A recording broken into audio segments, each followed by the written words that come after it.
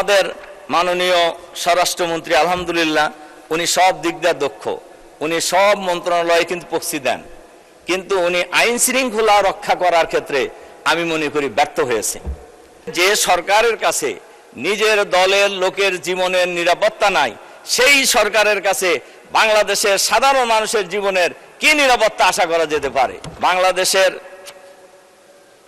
সমস্যার সমাধানের ক্ষেত্রে সবচাইতে বড় বাধা হয়ে দাঁড়িয়েছে এখন আইন শৃঙ্খলা পরিস্থিতি। আইন শৃঙ্খলা পরিস্থিতি গত 3 মাসের রিপোর্টে 100 দিনে খুন হয়েছে 605 জন, অপহরণ হয়েছে 196 জন।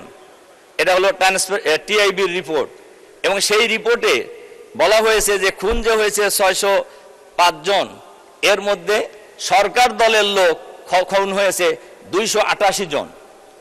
তাহলে সরকার দলের লোক খুন করলো কারা আর খুন হইল কারা? তাহলে দেখা যাচ্ছে যা হত্যাকাণ্ড হয়েছে, খুনের ঘটনা বাংলাদেশে যা ঘটেছে, এর প্রায় অর্ধেক মানুষ কিন্তু সরকার দলীয় হয়েছে। এর অর্থ হলো নিজের দলের লোকদেরকে নিজেরাই মেরেছে। এটাই যদি হয়, তাহলে যে সরকারের কাছে নিজের দলের লোকের জীবনের নিরাপত্তা নাই, সেই সরকারের কাছে বাংলাদেশের সাধারণ মানুষের জীবনের কি নিরাপত্তা আশা করা যেতে পারে? মাননীয় স্পিকার, এবং ধর্ষণের শিকার হয়েছে এই বিস্তারিত রিপোর্ট আমাদের কাছে আছে। আমাদের মাননীয় স্বরাষ্ট্রমন্ত্রী আলহামদুলিল্লাহ উনি সব দিক দিয়ে দক্ষ, উনি সব মন্ত্রণালয়ে কিন্তু প্রক্সি দেন, কিন্তু উনি আইন শৃঙ্খলা রক্ষা করার ক্ষেত্রে আমি মনে করি ব্যর্থ হয়েছে। তার কারণ উনি আইন শৃঙ্খলা রক্ষা করতে পারেন নাই। গত পরশুদিনও আপনার সব পত্রিকায় এসেছে, লক্ষ্মীপুরে মা এবং 3 জন মেয়ে, ঢাকা বিশ্ববিদ্যালয়ের একজন ছাত্রী সহ 3 বোন এবং মাকে নৃশংসভাবে হত্যা করা হয়েছে। ধর্ষণের ঘটনা প্রতিনিয়ত হয়ে যাচ্ছে, কিন্তু এগুলো কিন্তু আইন শৃঙ্খলা বাহিনী এটা কতটুকু এটা মানুষের জান মাল ইজ্জত আবরু নিরাপত্তা বিধান করতে পারছে, এটা কিন্তু আমরা আসলে কেউই বুঝতে পারছি না।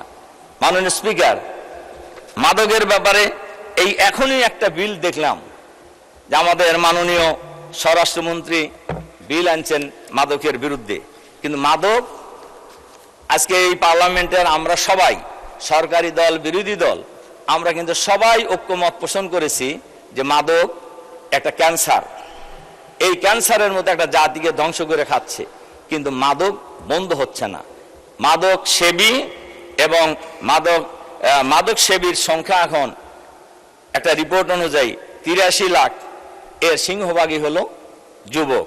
কাজেই দেরিতে হলেও আমাদের মাননীয় স্বরাষ্ট্রমন্ত্রী মাদকের বিরুদ্ধে বিল আনছেন। আমরা আশা করব এই বিল বাস্তবায়নের মধ্য দিয়ে, আইন পাশ করার মধ্য দিয়ে বাংলাদেশের মাঠে থেকে মাদক চিরতরে বিদায় নেবে ইনশাআল্লাহ। নেওয়া উচিত। এটা নিতে হলে মাদক সেবী চাইতো মাদক সরবরাহকারীদেরকে আগে চিহ্নিত করতে হবে, এবং মাদক যে দেশ থেকে আসছে এই আশাটা বন্ধ করতে হবে। এটাও কিন্তু স্বরাষ্ট্রমন্ত্রীর দায়িত্ব। তাহলে দেখা যাচ্ছে আইন শৃঙ্খলা পরিস্থিতির অবনতি হয়েছে মারাত্মকভাবে, দেশে কোনো আইন শৃঙ্খলা নাই, আবার মাদকের সয়লাভও হয়েছে, কিন্তু এটাও কিন্তু স্বরাষ্ট্রমন্ত্রীর সাথেই রিলেটেড। এজন্য এই আইন পাশ করার মধ্য দিয়ে আমরা আশা করব মাদক বাংলাদেশ থেকে চিরদিনের জন্য বিদায় নেবে, আমাদের দেশের যুবকরা মাদকের এই নেশা থেকে রেহাই পাবে ইনশাআল্লাহ।